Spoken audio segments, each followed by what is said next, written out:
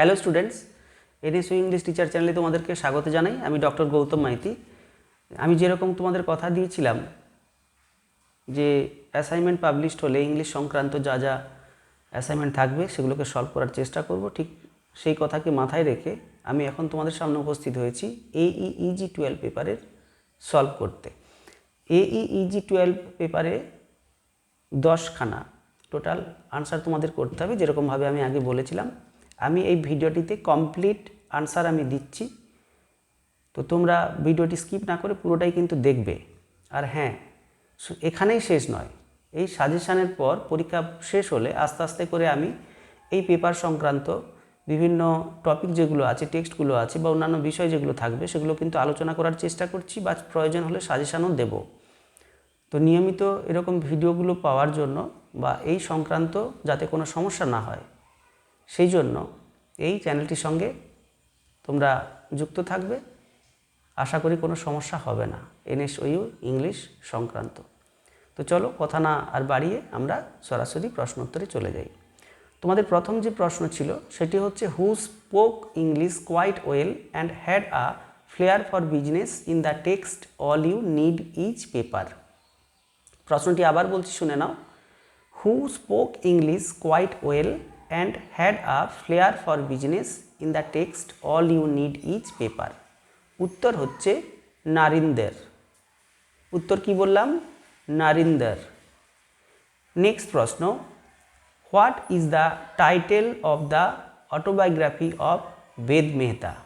প্রশ্নটি আবার রিপিট করছি, what is the title of the autobiography of Ved Mehta.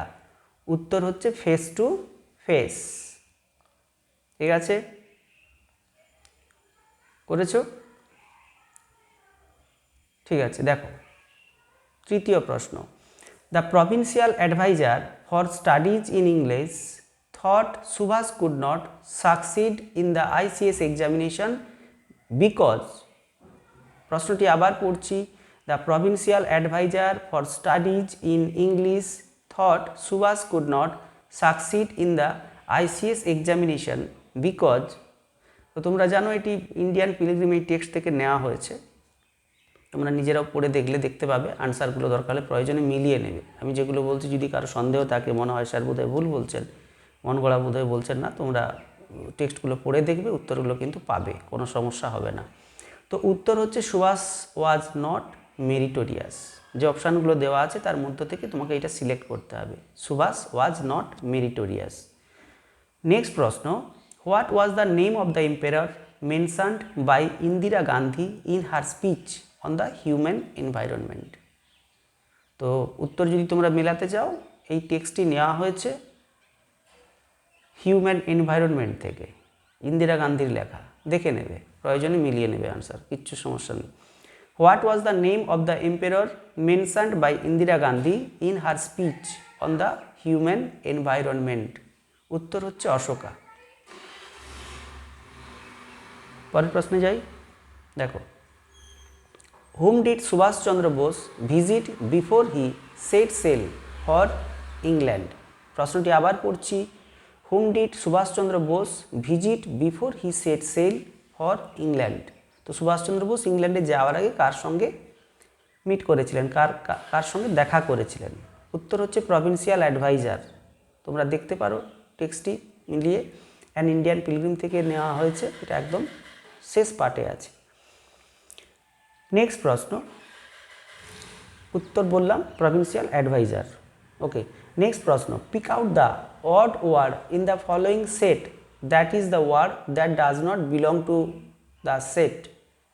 Pick out the odd word in the following set that is the word that does not belong to the set. উত্তর হচ্ছে স্টার্টেল।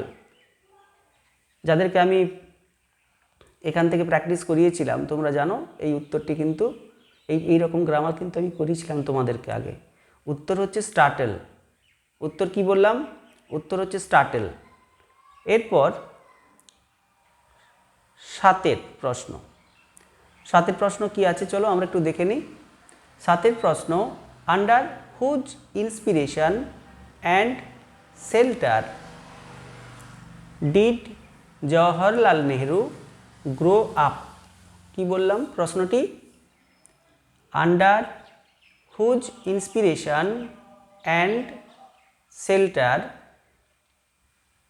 Did Jawaharlal Nehru grow up?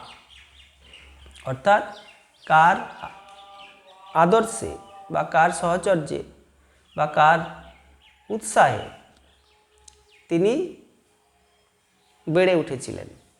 That means তার জীবনের উপর কার প্রভাব ছিল, এক কথায় বললে। তোমরা দেখবে জওহরলাল নেহরুর যে টেক্সট তোমাদের আছে সেখান থেকে এটি দেওয়া আছে। উত্তর দরকার হলে প্রয়োজনে তোমরা মিলিয়ে নেবে টেক্সট থেকে।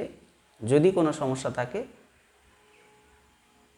সন্দেহ যদি থাকে একটু দেখে নেবে, অসুবিধা কিছু নেই। উত্তর হচ্ছে মহাত্মা গান্ধী। ঠিক আছে, চলো তারপরে আমরা পরের প্রশ্নটা দেখে নিই।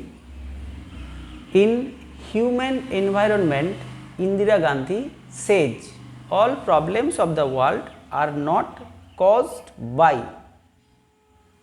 শূন্যস্থান তোমাকে এখানে পূরণ করতে হবে। তোমাকে হিউম্যান এনভায়রনমেন্ট থেকে আবার একটা প্রশ্ন এখানে দেওয়া হয়েছে। এখানে জানতে চাওয়া হয়েছে হিউম্যান এনভায়রনমেন্ট নামক ইন্দিরা গান্ধীর লেখা যে টেক্সট, যেটা আমাদের সর্বপ্রথমেই আছে, ওখান থেকেই এটা দেওয়া হয়েছে। তো ওই টেক্সট থেকেই দেওয়া হয়েছে।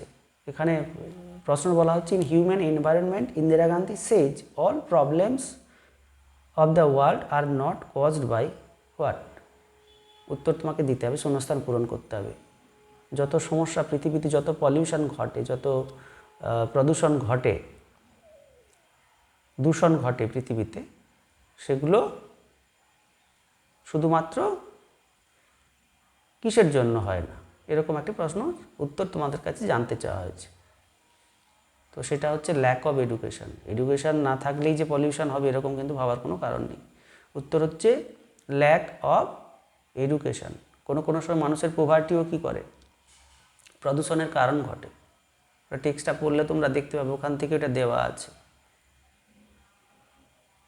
মানুষের মধ্যে পোভার্টি যদি থাকে, মানুষ যদি খেতে না পায়, মানুষের যদি অভাব থাকে, তাহলে কি হবে? তাহলে মানুষ তো গাছ কাটবেই। সেক্ষেত্রে তুমি বোঝালেও কিন্তু পারবে না। টেক্সটটা আমি যখন আলোচনা করব তখন আমি এরকমভাবে হয়তো বলতে থাকবো। দেখে নাও এখন, তারপরে এখন অ্যাসাইনমেন্টটা কমসে কম ঠিকঠাক করে দাও। তারপরে এর পরের প্রশ্ন, who makes the following observation? India is a very old country with a great past. কি বললাম? Who makes the following observation? India is a very old country with a great past. তো এই প্রশ্নের উত্তর তোমরাও খুঁজে পাবে যদি টেক্সটটা ঠিকঠাক করে পড়াশোনা করো। উত্তর হচ্ছে জওহরলাল নেহরু। এই প্রশ্ন থেকে আগেও একটি প্রশ্নের আমরা পেলাম, তো এখান থেকে আলাদা একটা প্রশ্ন দেওয়া হয়েছে, জওহরলাল নেহরু উত্তর। এর পরের প্রশ্ন একদম শেষ প্রশ্ন, তোমরা দেখে নাও। They had one son Anil a lollipop serving bread without any charm. What exactly does the word bread mean? আবার একবার বলছি, they had one son Anil and a lollipop serving bread without any charm. What exactly does the word bread mean? তো এখানে উত্তর হচ্ছে very troublesome child. কি বললাম? Very troublesome child হচ্ছে এখানে উত্তর। তো এরকমভাবে 10খানা উত্তর আমার শেষ হলো। তো তোমরা এটাকে যখন সাবমিট করবে, সাবমিট করার পর কিন্তু খুব ভালোভাবে ওই অ্যাকনোলেজমেন্ট স্লিপটা কিন্তু ডাউনলোড করে নেবে। এটা কিন্তু খুব গুরুত্বপূর্ণ, এটা তোমাদের রাখতেই হবে। আস্তে আস্তে করে চেষ্টা করছি অন্যান্য পেপারগুলোকেও ইংলিশের যাতে আমি দিতে পারি। Wait and watch. আর না হলে এরপরে সমস্যা কিন্তু থেকেই যাবে। ওকে, থ্যাংক ইউ।